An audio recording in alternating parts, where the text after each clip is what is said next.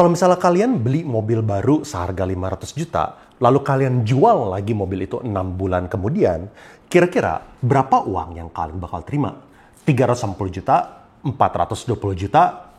Lalu ada orang yang bilang, makanya beli rumah, jangan beli mobil. Kalau misalnya beli properti, kan harganya nggak turun, pasti naik terus. Sejelek-jeleknya, sekarang 3 miliar, 6 bulan lagi juga bakal 3 miliar kok. Ini asumsi yang ada benarnya, tapi juga bisa salah besar. Kalau misalnya kalian beli properti, kalian balik nama, lalu 6 bulan lagi kalian mau jual propertinya, kalian langsung rugi kira-kira 10%, walaupun harganya itu sama di 3 miliar. Kok bisa? Di sini gue bakal jelasin. Jangan lupa untuk like dan subscribe. Kita udah hampir nyentuh 20.000 subscribers dalam 2 bulan sejak pertama kali gue mulai upload video di YouTube. Dan gue berharap setiap video yang gue bikin bisa menjadi edukasi dan juga bermanfaat. Let's go! Pertama, kenapa kalau misalnya kita beli properti, lalu kita mau jual 6 bulan lagi, kita bakal rugi 10% walaupun harga propertinya itu sama. Soalnya, perpajakan di Indonesia itu aneh. Kalau misalnya kita beli properti sekarang, pakai contoh yang tadi nilainya 3 miliar, saat kita balik nama, kita dikenakan namanya BPHTB atau Bea Perolehan Hak Atas Tanah dan Bangunan sebesar 5%. Kita jadinya butuh store kira-kira 5%-nya ke negara. Lalu kita mau jual lagi nih 6 bulan kemudian, harganya sama 3 miliar. Kita itu bakal bayar yang namanya PPH atau pajak penghasilan sebesar 2,5%. Jadi walaupun kita nggak ada untung sepeser pun, kita udah rugi 7,5%. Seterusnya, emang yang jualin propertinya siapa? Kita sendiri. Atau kita tunjuk agen properti. Mau jual sendiri, silakan aja kalau misalnya emang kita sempet dan emang kita bisa. Tapi emangnya kita tahu harga pasarnya berapa? Emang kita ngerti cara dapetin kliennya kayak gimana? Emang kita paham supaya klien itu pilih rumah kita bukan dibandingkan sama rumah-rumah yang lain itu kayak gimana? Kalau misalnya kalian bisa jual sendiri, ya itu bagus. Tapi kebanyakan orang itu tunjuk agen properti. Dan agen properti minta komisi rata-rata 2,5%. Ini beda-beda ya, di Kelapa Gading ada yang sampai 1%, di tempat lain ada yang sampai 3% lebih. Tapi gue asumsikan rata-rata itu 2,5% untuk komisi jual beli. Artinya, dengan pajak BPHTB 5%, PPH 2,5%, dan komisi agen properti 2,5%, kalau misalnya kalian beli rumah sekarang dan kalian jual lagi dalam 6 bulan dengan harga yang sama, kalian udah rugi 10%. Ini gue belum ngitung lainnya loh. Ada biaya notaris, lalu kalau misalnya pakai KPR ada biaya-biaya buat asuransi, appraisal, kalau misalnya secondary market, provisi, dan juga biaya-biaya lainnya. Jadi, peraturan perpajakan di Indonesia itu sangat-sangat konyol. Masa kita jual dengan harga yang sama saat kita beli, kita dikenakan PPH atau pajak penghasilan. Apa yang kita hasilkan? Untung kita itu udah 0, bahkan minus 10% abis dipotong sama pajak dan fee kiri kanan.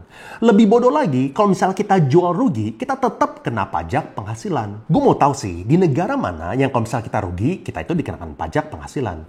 Ini tuh sama aja kayak negara bilang kayak gini, ih mas, rugi ya? Kasian banget Anda, tapi punten, mohon maaf, lo bakal gue pajakin lagi ya. Oh, ruginya bakal lebih dalam lagi ya? Oh ya, punten, maaf, saya paham Anda lagi pusing. Tapi tenang.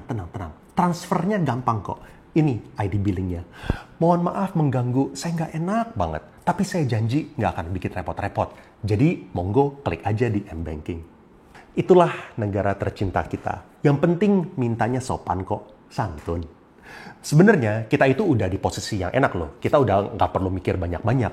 Contoh yang bener udah banyak kok. Tinggal klik copy, lalu klik paste, lalu pakai Google Translate supaya jadi bahasa Indonesia. Di Amerika, pajak properti itu namanya capital gains tax. Misalnya, kalau misalnya kita beli rumah 3 miliar, kita jual 4 miliar, pajak yang kita dikenakan itu dari profit atau keuntungannya. Jadi, cuan kita 1 miliar, kita dikenakan misalnya 15% atau 20%. Kalau misalnya kita beli 3 miliar, lalu kita jual 3 miliar juga, ya kita nggak dikenakan pajak. Apa yang mau dipajakin? Kekayaan kita kan nggak nambah, nggak ada penghasilan. Bahkan di Amerika, kalau misalnya kita punya saham, misalnya nilainya itu 100 juta, lalu kita jual rugi jadi 50 juta, itu bisa dijadikan yang namanya tax credit atau pengurangan pajak untuk penghasilan kita lainnya. Itu baru masuk akal, itu baru ada asas keadilan. Orang yang untung dan cuan dan tambah kaya silahkan bayar pajak. Orang yang rugi, kita bantu ringankan pajaknya. Kasian dong, masa orang rugi disuruh bayar pajak sama gedenya sama orang yang untung? Probabilitas orang kaya untuk rugi di properti itu jauh lebih sedikit dibandingkan probabilitas orang yang pas-pasan. Soalnya orang kaya itu udah ngerti dan berpengalaman, bisa aja properti yang mereka beli itu udah properti kelima atau bahkan properti ke-10.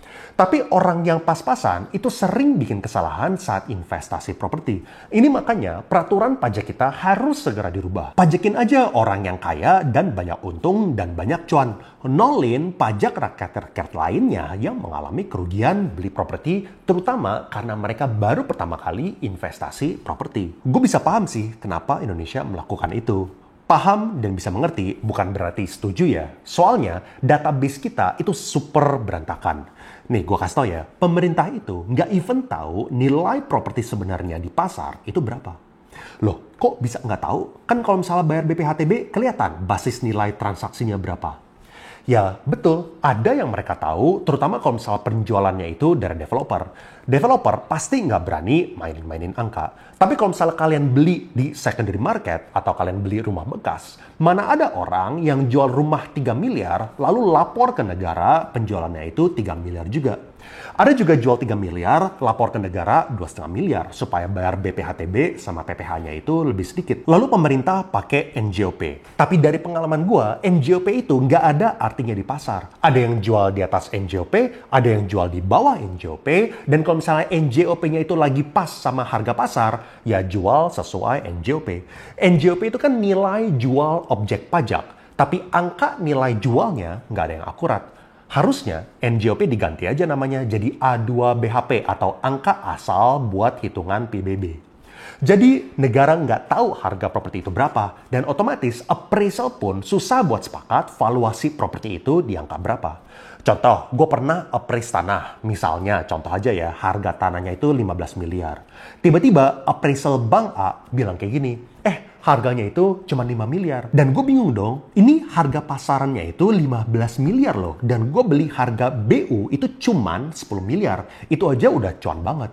Appraisal ini gimana caranya bisa dapat 5 miliar rupiah? Kasih unjuk gue siapa yang jual 5 miliar dengan spek yang sama, gue merem langsung beli hari ini juga.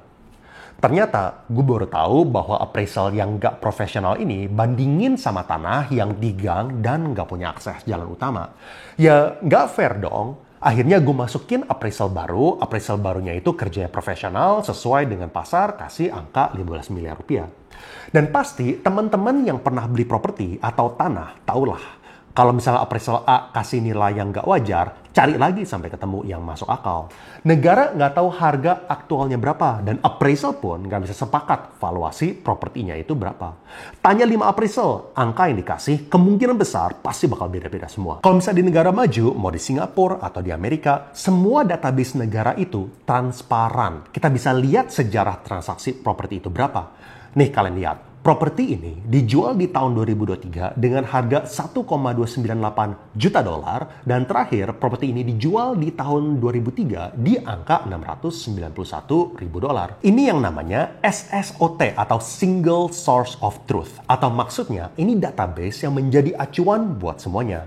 Pajak, NJOP, pajak penjual, BPHTB, itu bisa kebaca semua gara-gara ada SSOT. Dengan SSOT yang mempunyai data yang akurat dan real, ini bakal berguna untuk pemerintah di semua hal. Apakah income si pembeli ini masuk akal, punya uang segini? Apakah si penjual bayar pajak yang benar? Apakah angka NJOP ini sesuai dengan harga pasar, nggak ketinggian, dan nggak kerendahan? Jadi secara public record, itu datanya dikumpulin semuanya ke SSOT ini. Dan kalau misalnya data 100 rumah atau 2000 rumah, itu nggak ada gunanya. Tapi kalau misal semua rumah di Indonesia yang transaksi itu dicatat di SSOT, data kita bakal jadi lebih fair dan valid dan negara dan appraisal jadinya bisa lebih akurat mengetahui valuasi properti yang sebenarnya. Dan di Amerika, kalau misal kalian mau jual rumah, nilainya pun direkord dan nggak bisa taruh angka yang ngasal. Contoh, ini kelihatan ya, Z, salah satu DJ yang paling terkenal di dunia. Dan kelihatan nih, dia itu beli rumahnya di tahun 2018 senilai 16 juta dolar. Lalu dia cuma pakai rumahnya sebentar dan dia berusaha buat jual rumahnya di tahun 2021 senilai 26,5 juta dolar. Dia udah ketemu calon pembeli, tapi akhirnya nggak jadi. Lalu akhirnya dia lakukan pengurangan harga dari 25 juta ke 23 juta ke 22 juta. Dan sekarang harga yang terbarunya itu di 18,5 juta dolar. Berguna banget kan buat calon pembeli, pemerintah, maupun penjual kalau misalnya semua datanya itu bisa menjadi transparan. Dan kalau misalnya kalian sekarang mau beli properti di Indonesia dan kalian browsing di website marketplace properti, berapa banyak yang harganya itu real? Ada data yang real, tapi banyak agent properti yang sengaja taruh angkanya itu terlalu rendah. Misalnya harganya itu 3 miliar. Dia taruh angkanya itu sengaja 2 miliar. Lalu banyak dong yang ngeklik dan tertarik dan telepon dia. Lalu apa yang terjadi? Si agentnya tinggal bilang, oh sorry, yang itu udah sold out. Tapi ada yang lain, yang dulu itu harga spesial banget, BU banget orangnya, makanya bisa jual 2 miliar. Tapi sekarang udah habis nih, dan harga yang paling bagus sekarang itu adalah 3 miliar. Minimal, sekarang si agent properti ini udah punya nomor telepon kalian dan bisa prospekin kalian dibandingkan agent properti yang lain yang jujur, yang taruh harga beneran 3 miliar yang kalian gak klik sama sekali. PR pemerintah itu masih banyak banget. Dan gue lihat Pak Jokowi sebenarnya udah bagus banget ya kinerjanya. Tanah-tanah yang belum ada sertifikat itu digenjot sama beliau. Lalu plotting tanah dulu itu nggak pakai GPS, jadi sering banget ada yang namanya tumpang tindih. Dan sekarang udah pakai GPS. Gue ngerasa sangat beruntung punya presiden dan menteri keuangan seperti sekarang. Tapi ini harus menjadi catatan buat pemerintah selanjutnya. Dan gue berharap semangat dan keseriusan untuk perbaiki database kita dan juga perbaiki azas keadilan dalam sistem perpajakan kita bisa terus diperbaiki sama pemerintah selanjutnya. Nggak perlu mikir-mikir panjang kok. Nggak usah repot-repot. Tinggal Google negara maju itu kayak gimana. Lalu pencet Ctrl+C buat copy. Lalu Ctrl+V buat paste di Google Translate. Lalu disesuaikan buat di Indonesia. Kalau misalnya butuh bantuan ide-ide dan juga masukan, banyak kok yang bisa diundang. Teman-teman dari Ray, teman-teman dari RAB, atau gue sendiri pun happy kalau misalnya gue bisa kasih masukan. Dan gue yakin gue bisa kasih masukan yang sesuai dengan asas keadilan. Dan gue bakal kasih masukan secara gratis. Yang susah adalah berapa banyak wakil rakyat yang benar-benar mewakilkan rakyat. Gue bakal bikin video lain buat tips-tips beli rumah supaya kalian bisa cuan. Soalnya, walaupun perpajakan di Indonesia itu super aneh, sebenarnya investasi properti atau beli rumah tetap bisa untung. Jadi, silahkan subscribe kalau misalnya kalian tertarik buat dengerin tips supaya kalian bisa untung. Kalau misalnya kalian mau tahu sisi gelap properti developer dan ciri-ciri khas developer properti yang bikin kalian rugi, kalian bisa klik di sini. Dan kalau misalnya kalian mau belajar investasi di instrumen lainnya, terutama di saham, kalian wajib pelajari fundamental saham di sini. Seperti biasa, I will see you guys again in the next video.